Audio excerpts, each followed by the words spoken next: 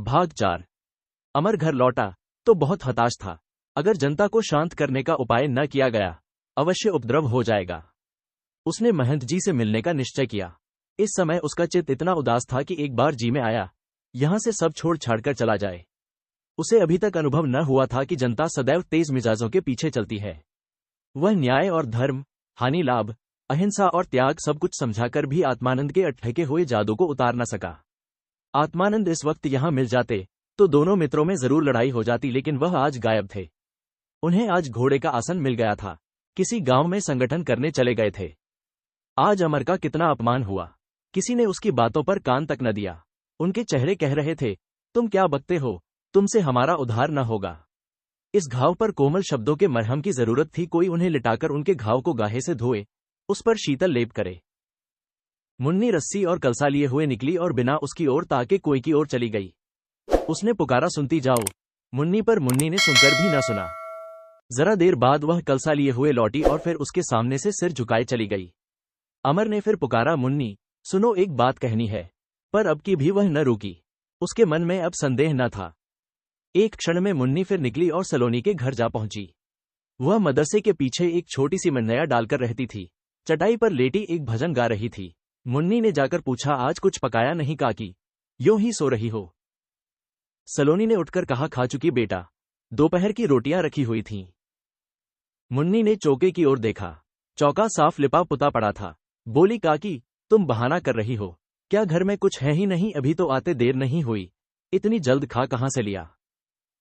तू तो पतियाती नहीं है, बहु भूख लगी थी, आते ही आते खा लिया। बर्तन धो धाकर रख दिए। भला तुमसे क्या छिपाती, कुछ न होता तो मांग न लेती। अच्छा मेरी कसम खाओ। काकी ने हंसकर कहा, हां अपनी कसम खाती हूं, खा चुकी। मुन्नी दुखित होकर बोली, तुम मुझे गैर समझती हो काकी, जैसे मुझे तुम्हारे मरने जीने से कुछ मतलब ही नहीं। अभी तो तुमने तिलहन बेचा था, रुपये क्या किए? सलोनी सिर पर हाथ रखकर बोली, अरे भगवान, तिलहन था ही कितना, कुल 1 रुपया तो मिला। वह कल प्यादा ले गया, घर में आग लगाए देता था, क्या करती, निकाल कर फेंक दिया। उस पर अमर भैया कहते हैं महंत जी से फरियाद करो, कोई नहीं सुनेगा। बेटा मैं कहे देती हूं। मुन्नी बोली, अच्छा तो चलो मेरे घर खा लो। सलोनी ने सजल नेत्र होकर कहा, तो आज खिला देगी बेटी? अभी तो पूरा चौमासा पड़ा हुआ है, आजकल तो कहीं घास भी नहीं मिलती। भगवान न जाने कैसे पार लगाएंगे, घर में अन्न का एक दाना भी नहीं है। डंडी अच्छी होती तो बाकी देके 4 महीने निबाह हो जाता। इस डंडी में आग लगे, आधी बाकी भी न निकली। अमर भैया को तू समझाती नहीं, स्वामी जी को बढ़ने नहीं देते। मुन्नी ने मुंह फेरकर कहा, मुझसे तो आजकल रूठे हुए हैं, बोलते ही नहीं। काम धंधे से फुर्सत ही नहीं मिलती, घर के आदमी से बातचीत करने को भी फुर्सत चाहिए। जब फटेहाल आए थे तब फुर्सत थी, यहां जब दुनिया जानने लगी, नाम हुआ, बड़े आदमी बन गए, तो अब फुर्सत नहीं है। सलोनी ने विस्मय भरी आंखों से मुन्नी को देखा। क्या कहती है बहू? वह तुझसे रूठे हुए हैं, मुझे तो विश्वास नहीं आता। तुझे धोखा हुआ है, बेचारा रात दिन तो दौड़ता है, न मिली होगी फुर्सत। मैंने तुझे जो असीस दिया है वो पूरा होके रहेगा, देख लेना। मुन्नी अपनी अनुदारता पर सकुचाती हुई बोली, मुझे किसी की परवाह नहीं है काकी, जिसे 100 बार गरज पड़े बोले नहीं न बोले। वह समझते होंगे मैं उनके गले पड़ी जा रही हूं। मैं तुम्हारे चरण छूकर कहती हूं काकी, जो यह बात कभी मेरे मन में आई हो, मैं तो उनके पैरों की धूल के बराबर भी नहीं हूं। हां, इतना चाहती हूं कि वह मुझसे मन से बोलें, जो कुछ थोड़ी बहुत सेवा करूं उसे मन से लें। मेरे मन में बस इतनी ही साध है कि मैं जल चढ़ाती जाऊं और वह चढ़वाते जाएं, और कुछ नहीं चाहती।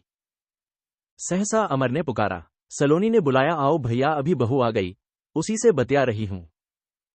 अमर ने मुन्नी की ओर देखकर तीखे स्वर में कहा, मैंने तुम्हें 2 बार पुकारा मुन्नी, तुम बोली क्यों नहीं? मुन्नी ने मुंह फेरकर कहा, तुम्हें किसी से बोलने की फुर्सत नहीं है तो कोई क्यों जाए तुम्हारे पास? तुम्हें बड़े बड़े काम करने पड़ते हैं तो औरों को भी तो अपने छोटे छोटे काम करने ही पड़ते हैं। अमर पत्नीव्रत की धुन में मुन्नी से खींचा रहने लगा था। पहले वह चट्टान पर था, सुखदा उसे नीचे से खींच रही थी। अब सुखदा टीले के शिखर पर पहुंच गई और उसके पास पहुंचने के लिए उसे आत्मबल और मनोयोग की जरूरत थी।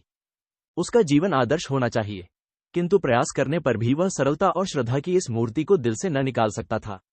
उसे ज्ञात हो रहा था कि आत्मोन्नति के प्रयास में उसका जीवन शुष्क, निरीह हो गया है। उसने मन में सोचा, मैंने तो समझा था हम दोनों एक दूसरे के इतने समीप आ गए हैं कि अब बीच में किसी भ्रम की गुंजाइश नहीं रही। मैं चाहे यहां रहूं, चाहे काले कोसों चला जाऊं, लेकिन तुमने मेरे हृदय में जो दीपक जला दिया है, उसकी ज्योति जरा भी मंद न पड़ेगी। उसने मीठे तिरस्कार से कहा, मैं यह मानता हूं मुन्नी कि इधर काम अधिक रहने से तुमसे कुछ अलग रहा, लेकिन मुझे आशा थी कि अगर चिंताओं से झुंझलाकर मैं तुम्हें 2-4 कड़वे शब्द भी सुना दूं, तो तुम मुझे क्षमा करोगी। अब मालूम हुआ कि वह मेरी भूल थी। मुन्नी ने उसे कातर नेत्रों से देखकर कहा, हाँ लाला, वह तुम्हारी भूल थी। दरिद्र को सिंहासन पर भी बैठा दो, तब भी उसे अपने राजा होने का विश्वास न आएगा। वह उसे सपना ही समझेगा। मेरे लिए भी यही सपना जीवन का आधार है। मैं कभी जागना नहीं चाहती, नित्य यही सपना देखती रहना चाहती हूँ। तुम मुझे थपकियां देते जाओ, बस मैं इतना ही चाहती हूँ। क्या इतना भी नहीं कर सकते? क्या हुआ? आज स्वामी जी से तुम्हारा झगड़ा क्यों हो गया? सलोनी अभी तो आत्मानंद की तारीफ कर रही थी, अब अमर की मुंह देखी कहने लगी, भैया ने तो लोगों का समझाया था कि महंत के पास चलो, इसी पर लोग बिगड़ गए। पूछो, और तुम कर ही क्या सकते हो? महंत जी पिटवाने लगे तो भागने की राह न मिले।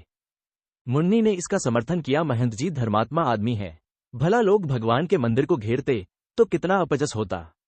संसार भगवान का भजन करता है, हम चले उनकी पूजा रोकने। न जाने स्वामी जी को ये सूझी क्या, और लोग उनकी बात मान गए। कैसा अंधेर है। अमर ने चित्त में शांति का अनुभव किया। स्वामी जी से तो ज्यादा समझदार ये अपढ़ स्त्रियां हैं, और आप शास्त्रों के ज्ञाता हैं। ऐसे ही मूर्ख आपको भक्त मिल गए। उसने प्रसन्न होकर कहा, उस नटकारखाने में तूती की आवाज कौन सुनता था? काकी लोग मंदिर को घेरने जाते तो फौजदारी हो जाती। जरा जरा सी बात में तो आजकल गोलियां चलती हैं। सलोनी ने भयभीत होकर कहा, तुमने बहुत अच्छा किया भैया, जो उनके साथ न हुए, नहीं खून खच्चर हो जाता। मुन्नी आर्द्र होकर बोली, मैं तो उनके साथ कभी न जाने देती। लाला हाकिम संसार पर राज करता है तो क्या रयत का दुख दर्द न सुनेगा? स्वामी जी आवेंगे तो पूछूंगी। आग की तरह जलता हुआ भाव सहानुभूति और सहृदयता से भरे हुए शब्दों से शीतल होता जान पड़ा। अब अमर कल अवश्य महंत जी की सेवा में जाएगा। उसके मन में अब कोई शंका, कोई दुविधा नहीं है।